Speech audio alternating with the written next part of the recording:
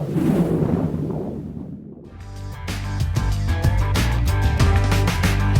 to describe this the best way I know how. I hope you can understand it. What I do, I typically like to use one of two calls for this sound. Either the 2-reed fang cut or the 3-reed double slash. And I get excellent bird out of both of those calls. My go-to call is probably that 3-reed double slash. But I position that call as far back in the back of my mouth as I can get it without swallowing that call. And the reason I do that is because you have to get vibration from your throat across those reeds to produce that bird sound. And what I'm doing, it's almost like if you were going to mimic growling, like a dog or something like that, or at least that's the way I do it. And when I do that sound, I growl with my throat while applying short bursts of tongue pressure that I drop off some on towards the end of that call, and I'm going and making that vibration with my throat, with the call towards the back of my throat. The closer you can get it towards that vibration, the better the sound's going to be, because it puts it across those reeds a lot cleaner and better, and you get a harder burst of air with vibration in it to produce what is a really good blue jay distress. And like I said, call way back, far back as you can get it on your tongue. Vibrate your throat, apply some tongue pressure, and drop it off. And it's not that difficult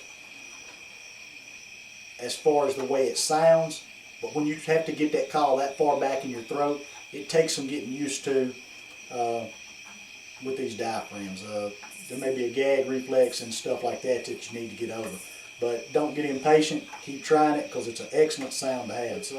It is a little more time consuming call to learn, but well worth the effort. And if you're into calling bobcats and fox, it's a sound I would really emphasize learning. And we call in a lot of coyotes with it too, but specifically cats and gray fox. Prey distress sound we're going to cover is bird distress.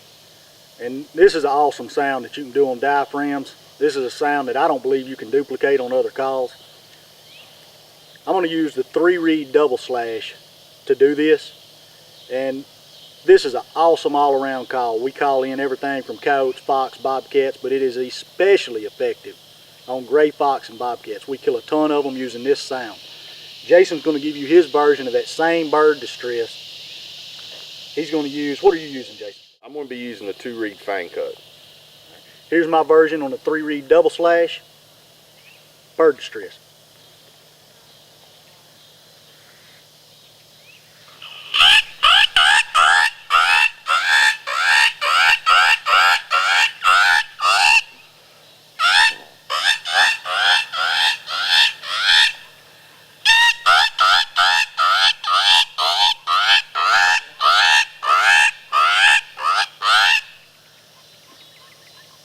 All right. Give us yours, Jason. Here's my version. This will be on the 2-reed fang cut.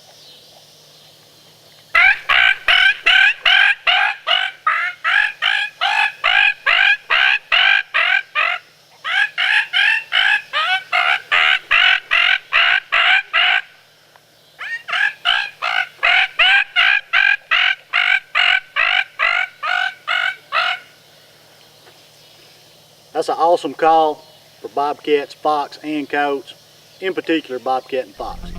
Bird distress.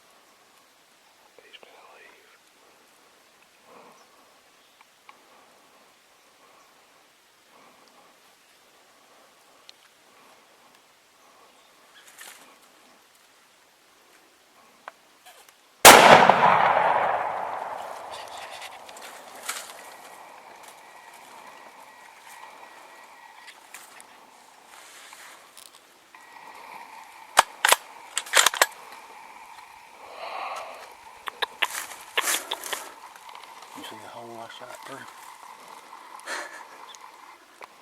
Good shot. Boy, I needed the shotgun then. Good shot. That should have been pretty there.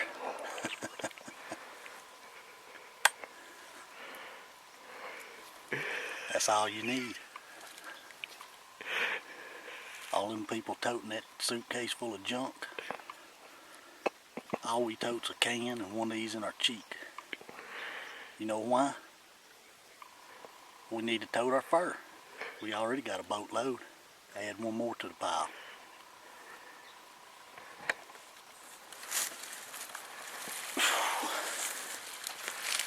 See what he looks like.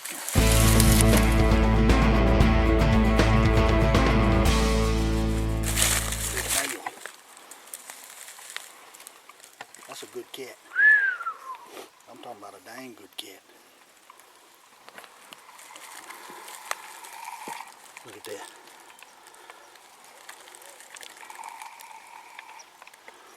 Older cat. Yeah. Big top. This is our last hunt of the evening. Before dark. Turned out to be a good one. Big good looking bobcat. Come in from a pretty good ways. Didn't take him long to get here, but he come from a pretty good ways.